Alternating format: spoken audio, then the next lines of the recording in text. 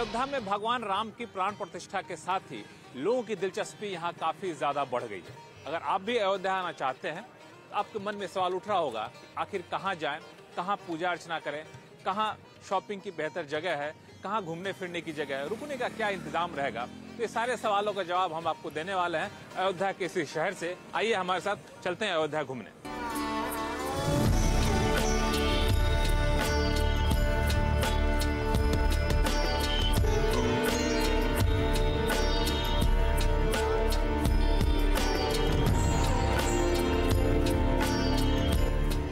जब आप अयोध्या आए तो सबसे पहला काम करें वो है सरयू स्नान। जो आप मेरे पीछे देख रहे हैं वो सरयू की शाखा है जिसको राम की पैड़ी कहते हैं और कहा जाता है कि भगवान श्री राम यहीं स्नान करते थे और यहीं से होकर गुजरते थे, इसलिए इसकी खास अहमियत है।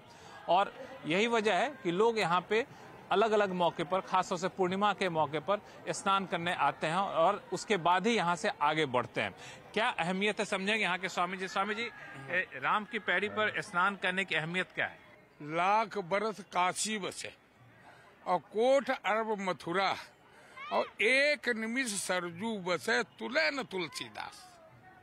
क्या हुआ मतलब इसका? इसका मतलब ये हुआ कि लाखों बरस काशी में बसो और कोट अरब मथुरा में रहो और सरजू का एक निमिष, एक डुबकी, एक निमिष कितना छोटा होता है, इतना ही इस सबसे ऊपर है। तो एक डुबकी लगाने से उसके बराबर का पुण्य आपको मिल जाएगा। जितना ये लाख और अरब जो कुछ है ना, ये सब का केवल एक निमिष सरजू स्नान दर्शन से ही मोक्ष मिलता है। श्री राम का सरयू से क्या नाता रिश्ता रहा है? सरजू जी का, राम जी का, देखो ये साकेत धाम है। राम जी का यहाँ अवतार हुआ है। राम जी ने अनेकों लीलाएं, जो कुछ लीलाएं करी धर्म से ही की, मर्यादा पुरुषोत्तम थे। हमारे भगवान राम की मर्यादा का किसी भी जगह उल्लंघन नहीं।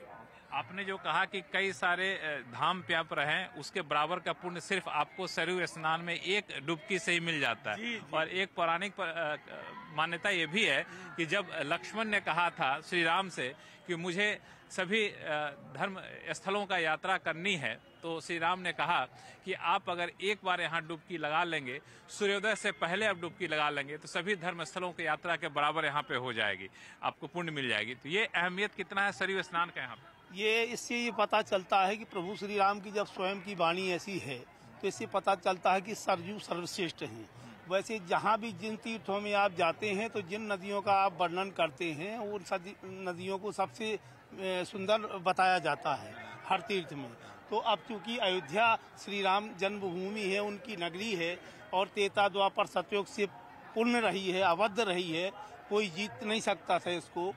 तो ऐसी जगह जहाँ प्रभु श्री राम रहे हैं, उनका आगमन होता था, स्नान होता था, तो अपने आप में बहुत पवित्र मानी जाती है। यही इसकी पवित्रता का अंदाजा आप इसी बात से लगा सकते हैं कि आप मेरे पीछे देखेंगे तो बहुत सारे लोग यहाँ पे स्नान करने अभी भी आ रहे हैं। कुछ आप कहना चाह रहे हैं स्वामी जी? भगवान राम ने यहाँ का जो दृश्य दिखाया है, जो यहाँ मर्यादा रखी है, वो मर्यादा कैसी है। भगवान जब राम जी गंगा जी के किनारे पहुंचे तो केवट ने देखा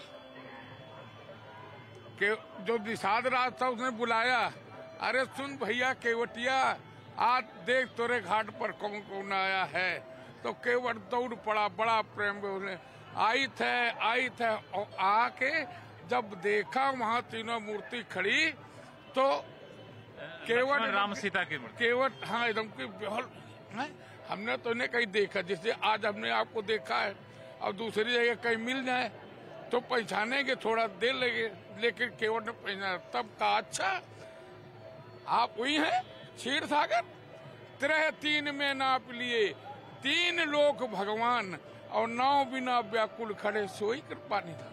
हे भगवान, 3 कदम में तीनों लोग नाप लिए और छोटी सी धारा के लिए, गंगा जी के नाव के लिए। फिर भगवान ने कहा केवट, अरे सुन केवटिया, काहे भैया हमारी तना बीमार करत है।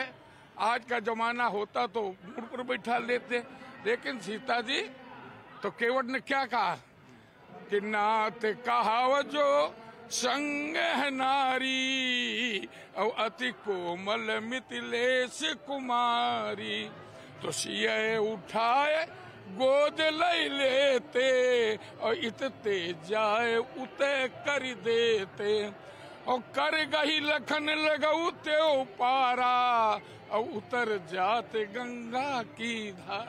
बिल्कुल, अगर आप रामायण देखे होंगे तो जब वनवास के बाद फैसला होने के बाद जब राम, सीता और लक्ष्मण निकल रहे थे तो उस वक्त सरयू किनारे रुके थे और वहां पे ये प्रसंग आया था जिसका स्वामी जी यहाँ पर जिक्र कर रहे हैं।